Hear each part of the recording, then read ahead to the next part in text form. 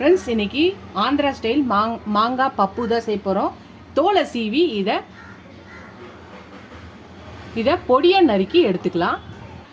மாங்காவை நம்ம இந்த மாதிரி பொடியாக நறுக்கிக்கலாம். இப்போ ஒரு குக்கர் எடுத்துக்கலாம். மாங்காவை அரிஞ்சு வச்சாச்சு. இப்போ ஒரு 100 கிராம் பருப்பை குக்கரில் போட்டு இதை நல்லா கழுவி எடுத்துகிட்டு வந்துடலாம். பருப்பை நல்லா வாஷ் பண்ணி எடுத்துகிட்டு வந்தாச்சு. இப்போ நம்ம கட் பண்ணி வச்சுருக்க மாங்காவை போட்டுக்கலாம். பச்சை மிளகாய் ஒரு 2லேருந்து 4 அவங்கவுங்க காரத்துக்கு ஏற்ற மாதிரி இந்த மாதிரி புட்டு போட்டுக்கலாம்.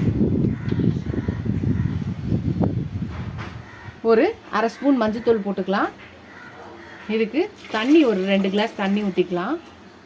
இதுக்கு வெங்காயம் தக்காளி எதுவுமே தேவையில்லை.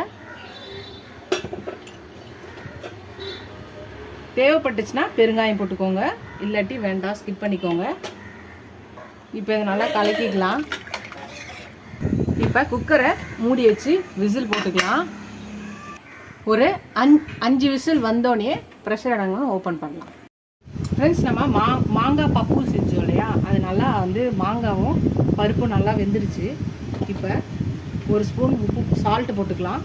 இப்போ நல்லா மேஷ் பண்ணிக்கலாம்.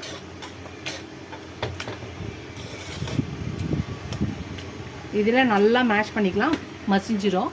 நல்லா மேஷ் பண்ணியாச்சு. இதை ஒரு பவுலில் ஊற்றிக்கலாம். இப்போ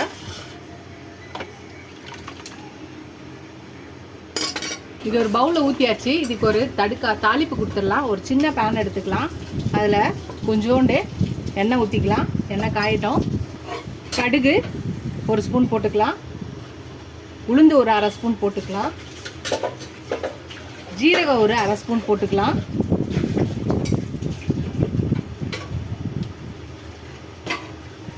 ஒரு 3 காஞ்ச மிளகாய் போட்டுக்கலாம்.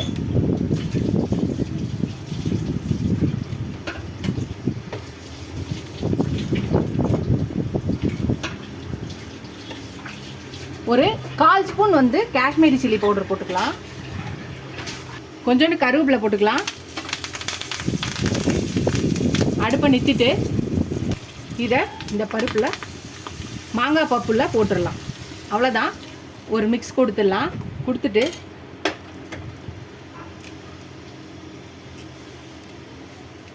பொடியாக நறுக்குன கொத்தமல்லியை போட்டுடலாம்.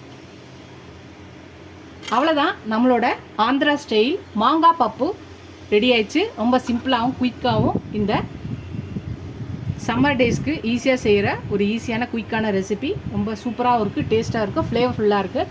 இது ஒயிட் ரைஸ்க்கு சூப்பராக இருக்கும். இதை தொட்டுக்க பிந்தி மசாலா, அதாவது வெண்டைக்காய் ஃப்ரை, பொட்டேட்டோ ஃப்ரை சூப்பராக இருக்கும். ட்ரை பண்ணி பாருங்கள். ட்ரை பண்ணி பார்த்து எப்படி இருக்குன்னு சொல்லுங்கள். ஃபஸ்ட் டைம் சேனல் பக்கம் சப்ஸ்கிரைப் பண்ணிட்டு பாருங்கள். இதோட சப்ஸ்கிரைப் பண்ண எல்லா ஃப்ரெண்ட்ஸ்க்கு தேங்க்ஸ். எனக்கு என் சேனலுக்கு சப்போர்ட் பண்ணிங்கன்னு நினைக்கிறேன். இதோட அடுத்த ரெசிபியில் பார்க்கலாம்.